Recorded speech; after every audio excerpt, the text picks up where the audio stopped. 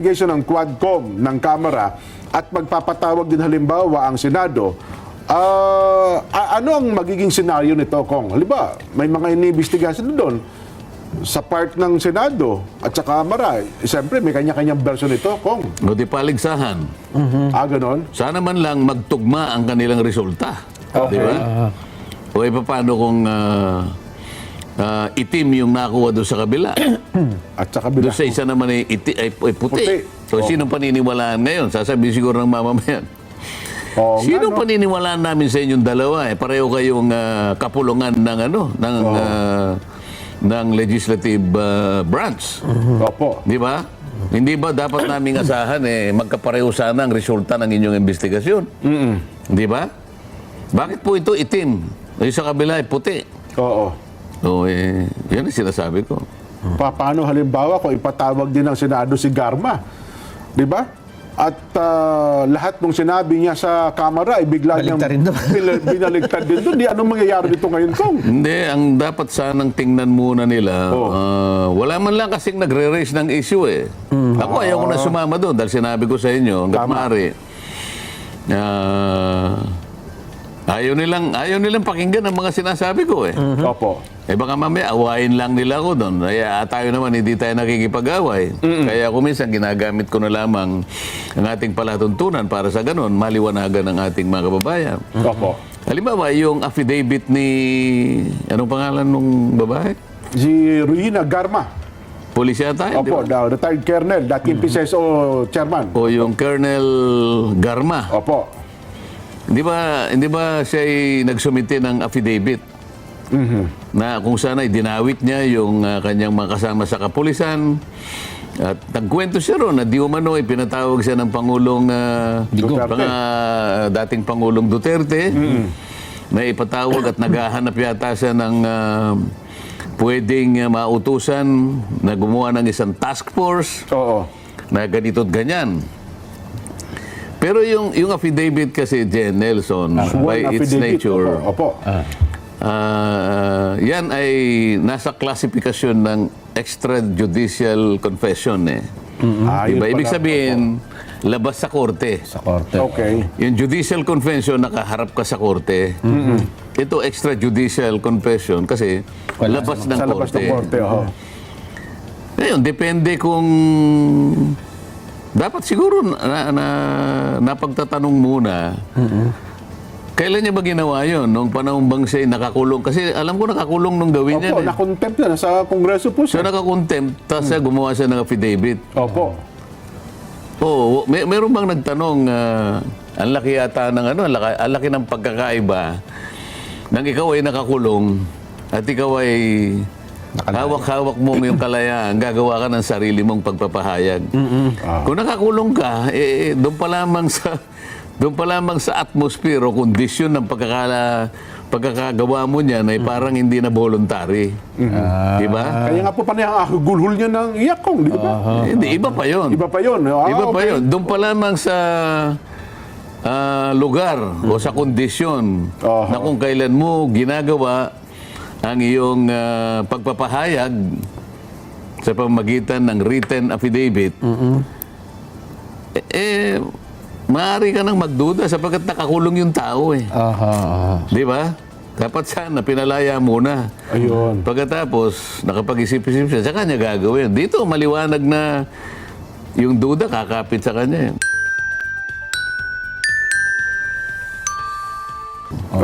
Pagkatapos, sa mga abogado, ng mga nag-aaral sa batas, meron namang tinatawag na rules of court kasi. Opo. Na makakagawa ka lamang at pagtitibayin mo lahat ng mga sinabi mo sa iyong pagpapahayag kapag lahat na ngayon ay nasa iyong pansariling pagkakaalam. Personal knowledge. Kasi kung yung iba doon na sinabi mo ay narinig mo lang o sinabi sa iyo ni ganito, oral man o sa magitan ng sulat, hearsay kasi yun eh. Ayun, opo. Ang tawag doon hearsay evidence. Ano mang klaseng pagdideklara ng isang tao ay binding lamang yon sa kanya. Ibig sabihin, nagpahayag siya sa pagitan ng affidavit. Siya lamang nakatali doon sa kanyang pagpapahayag. Okay. Merong tinatawag na res inter alios acta. Ito yung rule. Oh. Ibig sabihin, hindi ka pwedeng maitali. Halimbawa, ikaw, Nelson, gumawa ka ng affidavit. Binanggit mo si Jenso Barjaga. Opo. Binanggit mo itong 3 cameramen dito. Opo. Hindi basta ganun ka-simple yun. Hindi mo magagamit yun kahit na ginamit mo yung pangalan, bininggit mo yung pangalan, Oo. sabagat yun ang rule. Yun ang tuntunin. Res inter alios acta. Kailangan patibayin mo yan sa magitan ng ibang mga independent evidence. Hindi lamang kung mo sinabi mong ganun. Kasi pag nagkaharap-harap kayo sa korte dyan, pag sinabi niyang, hindi ko sinabi sa iyo yan. Kasi ikaw ang claim mo eh. Sinabi. Hindi, dinig natin. Sinabi mo nga sa akin. Kaya nga sinabi ko, personal knowledge. Ang problema, pag tinanggi niya, nagsisinungaling ka. Pero, Sinabi yan. yung binanggit mo na pangalan, sangayon sa iyong affidavit, maaring yung kanyang pagsasalitang hindi totoo yan. Maring humina yun sapagkat meron kang bukod sa sinabi mong sinabi niya, meron ka pang independent evidence. At yung independent evidence na yun ang magiging arbiter kung sino nagsasabi sa inyo ng totoo. Ganun pala. So dapat may corroborating statement pala yun, Kong. Hindi lamang statement, kung lahat ng bagay na pwedeng makapag-corroborate Patunay. na sinabi mo, para sa ganun, yung personal na knowledge mo ay talagang Mapatibayan. mapapatibayan. Oo. Di ba? Kundi, mananatiling hearsay evidence kahit nasabihin mo pa. Ayun. Ang mahirap kasi yung pagpapatibay ng Kanyang aligasyon. kanyang aligasyon pahayag. mo na lalo kinontra ka nun. Oo. Paano kung yung binanggit ni Jen na mangyari? Na pagdating niya sa Senado, bigla siya mag 360 degrees. Nako. Nangyayari yun sa maraming pagkakataon. Alam mo, pwede niyang i-repudiate yun eh. Sasabihin niya, paano naman po, nakakulong po ako dun. Nako. Ang pagkakaalam ko, meron siyang anak na Yung babae po na medyo nasa estado ng ano eh. na Opo. kailangan ng kalinga talaga na Yes hindi po, yes pwedeng po. maiwanan yun sa mahabang panahon. Sinama na nga po niya dun eh. Dahil nga po sa nape-pressure po ako, naawa ako sa anak ko, gusto ko pong lumabas. At ako po yung pinressure nila kanya na gawin ito. Pati po sila na nga po ang gumawa niyan eh. Halimbawa. Kasi tingnan mo, nakakulong ka. Okay, kung ako yung halimbawa, magtatanong sa kanya, ito po yung nakatype eh. Sino po nag-type nito? Oo nga, may typewriter. Di ba? Oo. Kayo po ba'y binigyan ng computer? Oo. Saan po ipinrate? Doon po doon sa kulungan. Kasi po ako, alam ko po yung pasilidad dyan, walang computer dyan. Oo nga naman. So saan nyo po, kayo po ba yung mismong nag-type niyan? Yan, sa cellphone ba yan? O merong nag-type po para sa O inyo? nag-print ba yan? O? Di ba? Paano yung paraan ng pagkuha? Marunong po ba kayo mag-type? Hindi po ka. Sino nag-type para sa'yo? Oo. Kaya pala nung binasa niyo yung kanyang statement ko na may binanggit siya na parang pangalan ng isang organisasyon na parang siya mismo napigilan eh. Parang gusto sabi, bakit nasabi itong organisasyong ito parang hindi ko naman natabi parang ganito. Diretsuhin mo na. Meron siyang binanggit na isang pulis na nagngangalang Ed Leonardo. O, yun na nga po. Tapos sinabi na miyembro ng INC. Yun na nga po. Siya mismo Doon lang nung nabigla siya eh. makikita mo illogical eh. Para bang yung pagkakasabi niya na naghahanap di umano Opo. ang dating Pangulong Duterte ng isang tao na Isang pulis ng kasapi ng ganitong kailangan kanya isang pulis. Opo. Kailangan nasa intelligence at kailangan miyembro ng INC. Ano naman ang kinalaman ng kanyang paniniwala halimbawa, di ba? Kaya nga Parang po. walang logic eh. Oo. So, wala man lang nagtanong doon. Kung ako lang sana kung hindi lang nila ko awayin. Opo. Baka mamaya kasi pagpunta ko ron, Nako. hindi lamang yun naman ang tatanungin ko eh. Siyempre po. Pati yung premises, pati yung pagkakatatag ng Quadcom, tatanungin ko na sila eh. Oho. Tatanungin ko na sila. Ipalabas na ninyo yung mga balangkas ng inyong mga panukalang batas na bago pa kayo nagpatawag ng Quadcom, nandyan na lahat yan. Oho. Hindi po pwede na nauna yung pagkakatatag ng Quadcom at saka nyo lang naisip na meron pala kayong gagawin panukalang batas. Objective. Baligtad po yun. Nako. Yung kariton, hindi niya pwedeng hilahin yung kalabaw. Tanda mo yan, Jen. Tama po. Oo. Ha? Baliktad. Sa pagkakaalam ko, yung paghuling pagkaka-check ko nito, yung kabayo ang umihila sa karitela. Opo. Hindi karitela. Nang humihila sa kabayo. Ang umihila sa kabayo ng paurong. Hindi ka... Yung Quadcom. Kasi marami ang nagtataka. Ito bang pagbuo, alimbawa, kasi may mga pinapatawag na hearing, ang Congress, madalas naman ay isang committee lang. Okay, may dalawa. Pero pagka-quad na 4, kailan nangyayari na bumubuo ng 4 na committee at pinagsasama sa isang pagdinig ko?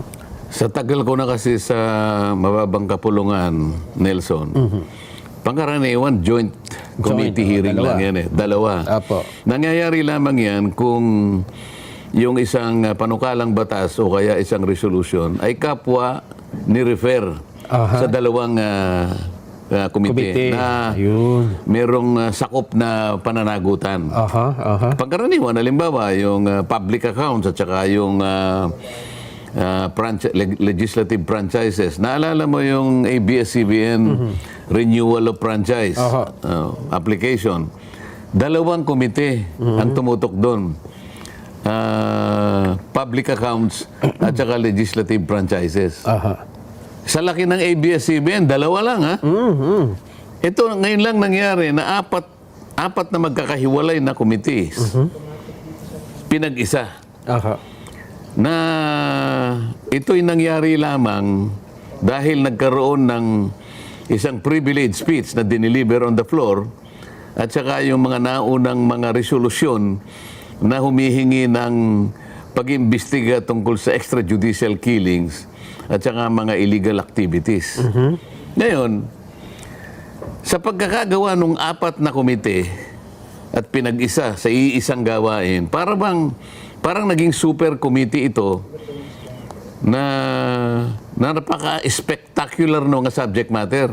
Nelson? Opo. After watching this video, mag-comment lang dahil ang iyong boses at paniniwala ay mahalaga para maimulat ang katotohanan. Ito ay para sa bayan. Kung ako siguro, kunwari lang naman ito, Nelson. Kung ako yung Speaker ng House of Representatives, Nelson, at talagang hinihingi ng pagkakataon na siya sa atin uli yung meron silang aligasyon na extrajudicial killing na may kinalaman sa war on drugs. Ito yung kauna-unahan eh. Kaya pinagsama yung public order at saka yung human rights at saka yung drugs at saka yung public accounts dahil magkakaugnay ito eh. Bakit hindi na lang ang ginawa? Hindi in aid of legislation kung hindi oversight function ng Congress. Na kung saan, unang-unang pinatawag mo yung NBI, Department of Justice, particular na ang NBI, patawag mo rin yung PNP, may kinalaman yung CIDG. Patawag mo rin yung Solicitor General. Patawag mo rin yung Human Rights Commission. Sa pagitan ng oversight function ng Congress, ay kinakailangan usisain natin. Ano ba talaga? Ano ba talaga yung assessment ninyo? Halimbawa, Solicitor General, papapanagutin na, ano ba yung assessment ninyo? Dahil kayo talaga ang tumutukoy, ang tumutugaygay sa bagay na yan. NBI, magpakita kayo ng reports para malaman namin ano ba talaga ang pangyayari sa likuran ng extrajudicial killing ng mga aligasyon na ito na nanggagaling sa mga makakaliwa. Hindi tayo mismo ang mag-iimbestiga. Itatask natin itong mga ito na magbigay sila ng report sa atin. Ang nangyari, kabaligtaran eh. Parang ang Kongreso ang gumanap ng kanilang gawain. Ng mga investigator. Pinatawag mo ang Department of Justice sapagkat nasa kanyang pangangasiwa yung National Prosecution Service. Ito ang mga nakatalatag kanyang mga resolusyon at panukalang batas. Paano natin isasaalang-alang lahat ito? Ano ang gagawin ninyo para papanagutin natin ang talagang may kasalanan dito? Kailangan sumagot ang National Prosecution. Ganito po ang gagawin namin. Kasi sila may mandato eh. Hindi kami ang gagawa. Dapat sana ganun na nangyari. Pero kabaligtaran ang nangyari. Ang ginamit nila in aid of legislation. Aha. Hindi magkaparehong gawain yun, Nelson. Eh. Yung in aid of legislation, pag kayo nang ginamit mo, dapat, meron nang nakaambang panukalang batas. Hindi lamang nakasalig do sa resolusyon. Hindi dahil lamang sa merong privilege speech na diniliver on the floor. Maliwanag na mula doon, ay nakapaggawa ka kagad ng panukalang batas na hindi mo makumple-kumpleto dahil medyo nahihirapan ka. Doon ka ngayon magpapatawag ng pagpupulong para sa ganun yung balangkas ng ng batas mo, matulungan ka makumpleto, magawa ka agad. Sa mga pag meron kang balangkas, alam na alam mo ngayon kung sino-sinong tao lamang ang patatawag mo. Yun lamang makatutulong sa'yo para kumpletuhin mo yung sinimulan mong panukalang batas. Pag kilala mo yung tao na pupunta haharap sa komite, tsak alam mo rin kung ano itatanong mo sa kanya, di ba? So hindi pala po pwede. Kasi ang impression ng iba ay in aid of legislation, ipinatawag natin, taas na hearing tayo, okay na, nakuha natin impormasyon. Ito ang mga batas na gagawin. Hindi pala ganun. Hindi nga ganun eh. Uunahin mo lang.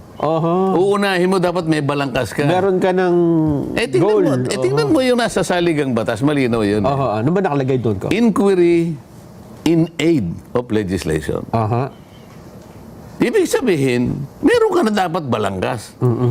Ang ibig kong ba sabihin, nagtatanong ka doon, meron ding mga desisyon ng Korte Suprema, hindi kanya gagawa ka ng batas ng dahil sa mga pinagtatanong mo dyan at meron kang nakita, kunwari, hindi yun ang pagsisimulan. Meron kang balangkas. Ayun. Ang problema sa mga kasama ko, bukod sa mga bagito, yung karamihan, yung iba hindi nag-iisip eh. yung iba, nakita mo kung sino na lang itatanungin dun eh. Saan ka nag-aral ng elementary? Bakit mo tinatanong yun? Meron ka bang pupunain na provision ng iniisip mong batas? Sana yung batas to overhaul the basic education, bla, ganyan. Wala namang kaugnayan doon eh. Nakita niya, hindi ba boyfriend mo yan kasi magkakulay kayo ng damit eh. Gagawa ka ba ng batas tungkol sa pagkukulay ng damit?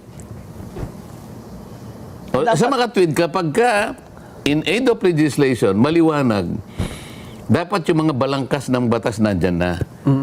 Nagpapatulong ka ngayon sa mga taong ito para sa ganun, magawa mo kaagad, mapatibay mo kaagad, makumpleto mo kaagad, kaya ka nga nagpapatulong eh. Ikukulong mo ba yung mga taong kinasangkapan mo para tulungan ka? Saan ka nakakita nagpapatulong ka? Pagkatapos sila pa yung kinulong mo dahil ayaw yung sagutin yung tinatanong mo. Kasi yung tinatanong mo, walang kaugnayan. Kasi kung meron kang balangkas, pwede niya sabihin sa'yo, Your Honor, pwede po ba hindi ko nasasagutin? Wala nang pong kinalamanan doon sa pinagagawa niyong batas eh. Wala sa ngayong masabi, nagagalit pa sila, sa totoo lang, ba't ka kasi tanong ng tanong? Nasaan ba yung direction mo? Ano bang tinutumbok ng pagtatanong mo? Hindi ba? Yung limitasyon kasi ng in aid of legislation, yun lang salitang in aid of legislation is a limitation in itself. Nga. Kasi meron kang legislative purpose. Papasok ngayon yung rule of pertinency. Kasi meron kang legislative purpose. So lahat ng itatanong mo, pertinent do sa balangkas. May kaugnayan, ano? At sa forma ng batas na gagawin mo. At yung pangatlong limitasyon, the rights of the people who will appear before your committee shall be protected. Maliwanag yun. Ngayon, meron ba? Pag hindi mo bakit naman hindi mo kaya sagutin ito kapag nagsisinungaling ka kanya o kaya evasive ka? Alam mo ba, pati yung issue na yon, merong desisyon ng Korte Suprema dyan. Hindi lang sukat na sinabi mo na nagsisinungaling ka. Mr. Chair, I move that kung sino man yun, I move that Mr. Nelson Lubao be cited in contempt for being so evasive. I second the motion, sabi nung katabi niya. Nakita niya merong quorum. Are there any objection? The chair hears none. Okay? There's a motion to seconded and there is no objection. Mr. Nelson Lubao is hereby cited in contempt and for the purpose of applying the reasonable penalty is now to be detained for 30 days. Saan ka naman nakakita ng ganyan? So hindi pala pwedeng basta-basta ganun yun, Kong? Meron nga tayong limit. Kapag pag wala kang legislative purpose, wala kang nga ng limitasyon. Oo. Oh. So, pag sinabi mo ngayong nag-evasive siya, anong sabi ng Korte Suprema? Aha. O kaya nagsisinungaling siya. The determination that the witness or the resource person is evasive or telling a lie Aha. will be based on the totality of evidence. Hindi lamang doon sa yung sinabi. tunay. Yung marami. Aayusin mo lahat ay titingnan mo para mapatibayan mo lang na evasive siya. Hindi dahil sa sinabi mo lang. Aha. Merong kalakip na pagpapatibay sa lahat ng ebidensyang dapat na i-present mo para ngayon maliwanag na evasive siya. O hindi siya nagsasabi ng totoo. Hindi dahil sa sinabi mo, Mr. Chair, sabi niya kanina ay nanggaling sa Malabon. Hindi naman pala nanggaling sa Malabon. Galing pala ng Quezon City. Hindi po nagsasabi ng totoo. Cite for contempt. Hindi naman ganun. Hindi ganun basta pala. Hindi ganun. Oo. Maunawaan mo eh. Sapagkat sila man nalalabuan eh. Aha. Sinabi niya hindi na kasi hindi nila maintindihan kung bakit ginagawa nung